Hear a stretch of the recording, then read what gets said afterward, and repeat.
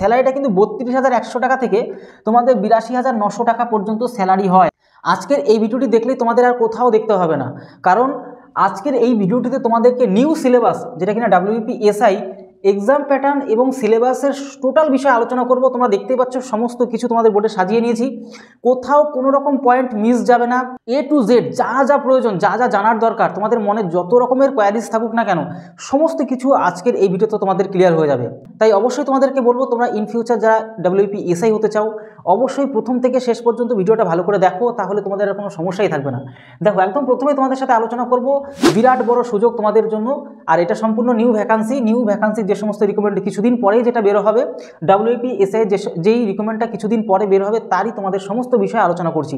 তোমরা দেখো, WBPSI মানে সাব ইন্সপেক্টর এক্সাম প্যাটার্ন বলবো এবং তার টোটাল ডিটেলস তোমাদের সিলেবাসটা বলে দেবো। আর তোমাদের একটা কথা বলে রাখছি, আমাদের এই যে টেলিগ্রাম চ্যানেল তোমরা প্রত্যেকে যুক্ত হয়ে যাও, তার কারণ একটাই, সেখানে প্রত্যেক দিনের আপডেট তোমাদের দেওয়া হয়। আর এর পাশাপাশি তোমাদেরকে আরও একটা কথা বলবো, এমন ধরনের খুব ভালো ভালো ইনফরমেটিভ ভিডিও পাওয়ার জন্য অবশ্যই আমাদের চ্যানেলকে সাবস্ক্রাইব করে বেল আইকনটিকে প্রেস করে এবং বন্ধুদের কাছে প্রচুর পরিমাণে শেয়ার করে দাও।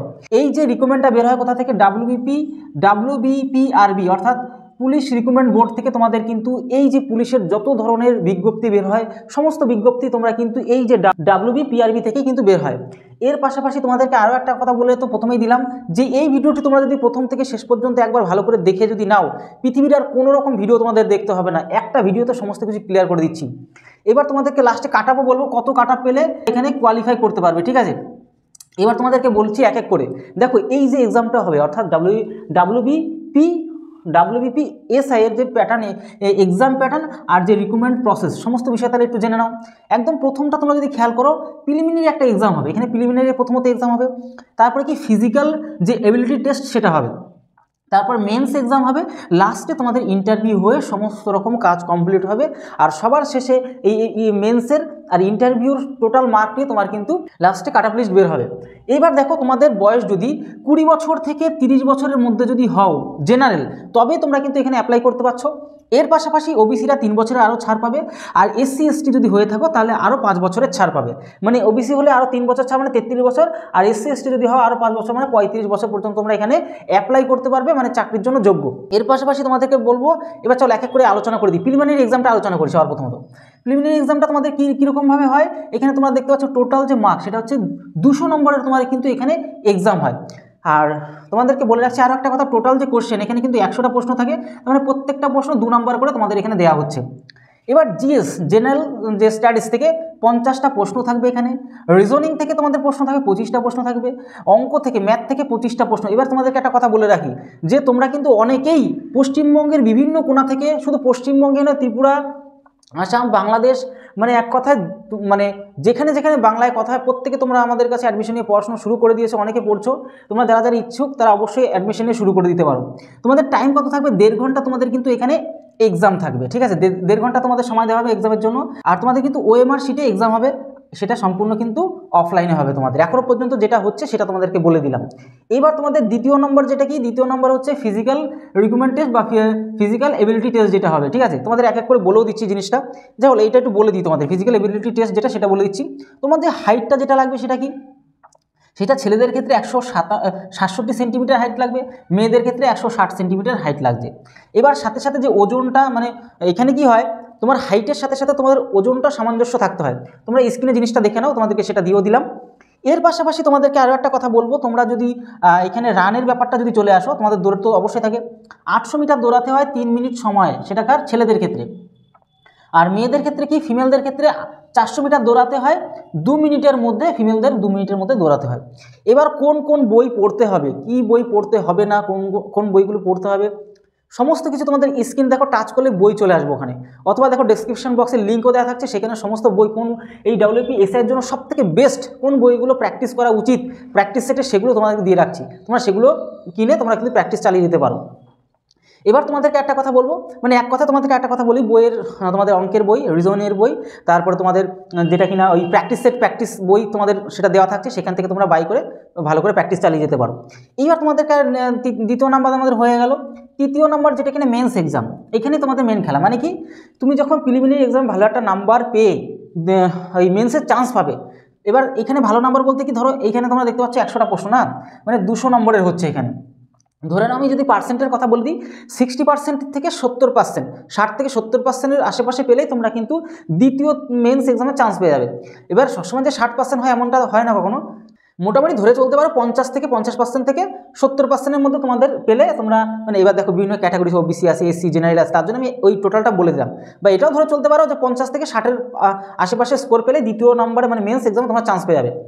এবার তোমরা এখানে যখন চলে আসবে, এই মেন্স এক্সামে যখন চলে আসবে, সেখানে কি আমাদের মেন্স এক্সামের কী কী থাকে, 100টা কিন্তু তোমাদের প্রশ্ন থাকে। ভালো করে তোমাদেরকে বলেও দিচ্ছি, 100টা প্রশ্ন থাকছে। এবার জিএস থেকে থাকছে কত, 50টা প্রশ্ন থাকবে। রিজনিং থেকে দেখতে পাচ্ছ 25টা প্রশ্ন থাকবে। ম্যাথ থেকে 25টা প্রশ্ন। টোটালে আমাদের দেখতে পাচ্ছি 2 ঘন্টা তোমাদের সময় দেওয়া হবে, এখানে 2 ঘন্টা সময় দেওয়া হবে, ঠিক আছে। এবার এই 2 ঘন্টা সময়ের মধ্যে তোমাকে কিন্তু 100টা প্রশ্নের অ্যান্সার দিতে হবে তোমাদের। আর টোটাল বিষয়টা বললাম। এবার যখন তোমার এই মেন্স এক্সামেও তুমি কোয়ালিফাই করবে, তখন তোমার কিন্তু দুটো পেপার হবে, পেপার 1, পেপার 2, পেপার 3। মেন্স এক্সামে কিন্তু একটা পেপার না, মেন্স এক্সামে পেপার 1 হবে, পেপার 2 হবে, পেপার 3 হবে। এবার মেন্স এক্সামে এই পেপার 1 কোয়ালিফাই করলে তোমরা কিন্তু পেপার 2-তে চলে যেতে পারবে। এখানে কিন্তু ইংরাজি থেকে 50 নম্বরের কিন্তু পরীক্ষা হবে, তোমাদের ডিটেলসে আলোচনা করে দিচ্ছি। আর পেপার 3 থেকে তোমাদের বাংলায় মানে 4টে অপশান থাকে। এক হয় তুমি বাংলায় পরীক্ষা দিতে পারবা, অথবা হিন্দিতে চাইলে হিন্দি, অথবা নেপালি চাইলে নেপালি, অথবা উর্দুতে যদি পরীক্ষা দিতে চাও তাহলে উর্দুতেও। মানে এই 4টে ভাষা থেকে তুমি যে কোনো ভাষায় তুমি এখানে এক্সাম দিতে পারবে। যদি বাংলায় দিতে চাও তাহলে বাংলায় দেবে, যদি হিন্দি দিতে চাও হিন্দিতে দেবে, নেপালি যদি চাও নেপালি, উর্দুতে যদি এক্সাম দিতে চাও তাহলে উর্দুতেও দিতে পারবে। এখান থেকেও তোমার সেম টু সেম ইংরাজির মতন 50টা নম্বর এখানে থাকছে। এবার একটা গুরুত্বপূর্ণ বিষয়, এই যে পেপার 2 আর পেপার 3, এই পেপার 2 আর পেপার 3 কিন্তু ডেসক্রিপটিভ টাইপের কিন্তু তোমাদের এক্সাম হবে, ঠিক আছে। ওইখানে এমসিকিউ এক্সামটা হবে না, বুঝতে পারলে। এটাও কিন্তু যে পেপার যেটা কিনা মেন এক্সামের যে পেপার যেটা দেখতে পাচ্ছ পেপার 1, সেটা এমসিকিউ বেস হবে। কিন্তু তোমাদের এই যে পেপার 2, পেপার 3, মানে এক কথায় তোমাদেরকে আরও একটু ক্লিয়ার করে দিই, এই যে মেন্স এক্সামের পেপার 1 হয়, পেপার 2 হবে, পেপার 3 হবে। তার মধ্যে এই যে পেপার 1টা হচ্ছে এমসিকিউ, কিন্তু পেপার 2টা হচ্ছে গিয়ে তোমার এই যে পেপার 2 আর পেপার 3 ডেসক্রিপটিভ টাইপের পরীক্ষা হবে, ঠিক আছে। এটা তোমাদের ক্লিয়ার করে দিলাম। এইবার তোমাদের একটা কথা বলবো এখানে, এই যে পেপার 2 আর পেপার 3-র জন্য স্পেশালি এখানে এই পেপার 2 আর পেপার 3-র জন্য তোমার ট্রান্সলেশন করতে হবে। কীরকম মানে প্রশ্ন থাকবে সেটা ট্রান্সলেশন করতে হবে পেপার 2 আর পেপার 3 কীরকম দেখো ভালো করে।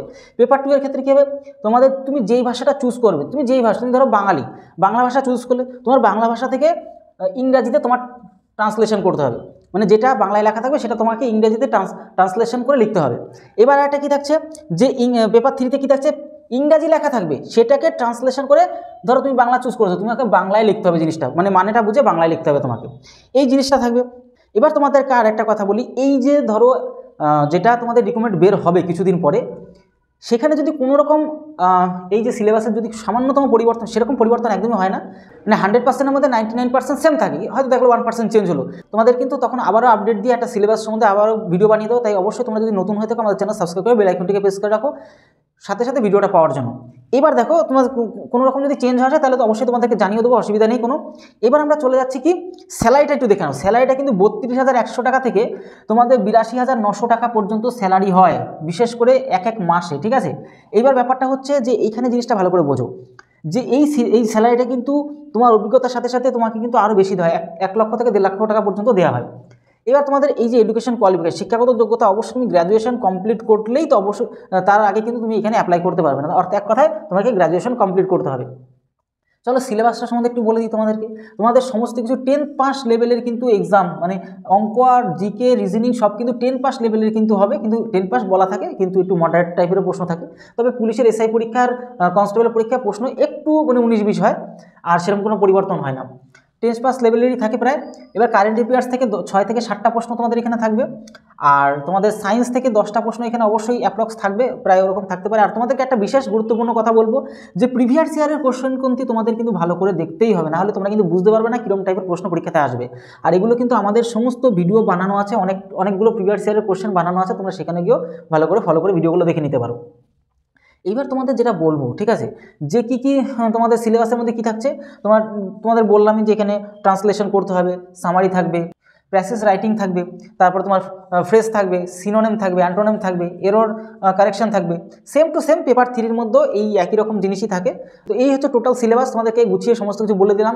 আর একটা কথা বলে দিই, তোমাদের যদি কাট অফের কথা যদি বলি, সবার শেষে তোমরা অনেকে প্রশ্ন করো যে কত পেলে তোমরা পাস করতে পারো, মেন্সের কথা যদি বলি তোমাদেরকে, তো এই ক্ষেত্রে অবশ্যই তোমাদের যদি 100তে পরীক্ষা হয়, 100তে তোমার ধরে আমি চললাম 100তে 100-এ যদি পার্সেন্টে আমি যদি তোমাদেরকে বলি, তাহলে তোমাকে 60 থেকে 70%-এর মধ্যে তুমি যদি পেয়ে যাও তাহলে তুমি নিশ্চিন্তে থাকতে পারবে। তোমার কোনো চিন্তাই থাকবে না। লাস্টে তোমাদের ইন্টারভিউর মাধ্যমে টোটাল বিষয়টা কাট আপ লিস্ট সেটা কিন্তু বের করে দেবে পিআরবি। তো এই হচ্ছে টোটাল বিষয় তোমাদের সাথে আলোচনা করে দিলাম। তোমরা আশা করি এরপরেও তোমাদের যদি কোনো রকম কোয়ারিজ থেকে অবশ্যই কমেন্ট বক্স ওপেন থাকছে, সেখানে বিন্দাস তোমরা কমেন্ট করতে পারো। তাহলে ভিডিওটি অবশ্যই বন্ধুদের কাছে শেয়ার করে দাও। তাহলে ভিডিওটি আজকে এর হলো। তো তোমার সবাই ভালো থেকো, সুস্থ থেকো। জয় হিন্দ, জয় ভারত।